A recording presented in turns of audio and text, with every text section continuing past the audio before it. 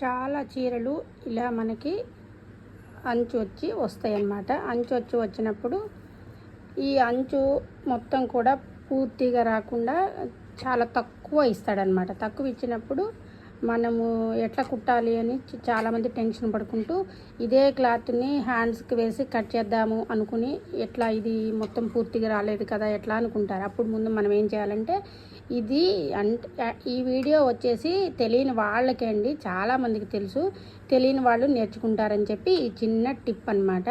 అప్పుడు మనం ఏం చేయాలంటే ముందే దీన్ని ఇది పెద్ద కుట్టుతోటే ఇస్తాడనమాట. మనకి స్టిచ్చింగ్ వాళ్ళు చేసినప్పుడు మనకు దూరంగా కుట్టు పెట్టి ఇస్తారు. అప్పుడు ఇది మనం ఓపెన్ చేసేసేయాలి, మొత్తం కూడా దీని నుంచే డివైడ్ చేసేసేయాలి. క్లాత్ నుంచి ఈ పట్టీని అనేది డివైడ్ చేసేసుకొని అప్పుడు ఈ రెండింటిని కూడా మనం ఇది లాంగ్గా ఎంత లాంగ్ ఉందో దాన్ని సమానంగా రెండు చేతులకు వచ్చేటట్టు ఇలా మనం కట్ చేసుకొని ఈ ఫోల్డింగ్ ఎడ్జ్లు ఫోల్డింగ్ చేసేసుకొని కుట్టి వేసుకుంటే మనకి ఈజీగా ఉంటుంది. ముందే కుట్టి వేసుకొని ఇలా మనము హ్యాండ్ అంతా కూడా లూజ్ కుట్టు వేసుకున్న తర్వాత హ్యాండ్కి ఎక్కడి నుంచి వస్తుంది చూసుకొని ఇటు ఎంత వదిలిపెట్టామో ఇటు కూడా అంతే వదిలిపెట్టాలి. అలా వదిలిపెట్టేసుకొని మధ్యలోకి వేసుకున్నామంటే మొత్తానికి హ్యాండ్ మొత్తానికి కూడా ఈ అంచు అనేది వచ్చేస్తుంది. అంటే ఒక హ్యాండ్కి వచ్చింది అంటే మళ్ళీ ఇది కూడా ఉంది కదా, సెకండ్ హ్యాండ్కి వచ్చినట్టు మనకి టెన్షన్ లేకుండా వేస్తున్నా చూడండి.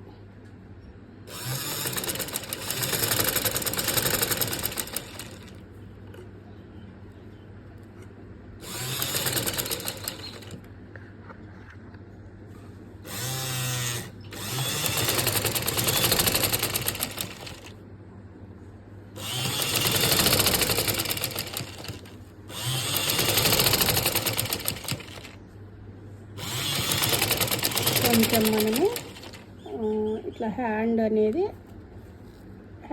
అంచు అనేది కొంచెం లైట్ కనిపిస్తూ ఉండాలి, అంటే అప్పుడు బాగా లుక్ అనేది వస్తుంది.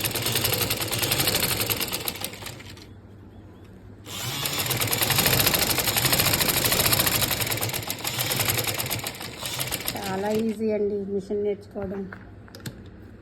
కృషి ఉంటే చాలా ఈజీ అనమాట. కృషి, పట్టుదల ఇలాంటి వర్డ్స్ అంటుంటారు కదా, అవన్నీ ఉంటే మాత్రం చాలా ఈజీగా స్టిచ్చింగ్ అనేది నేర్చుకోవాలి.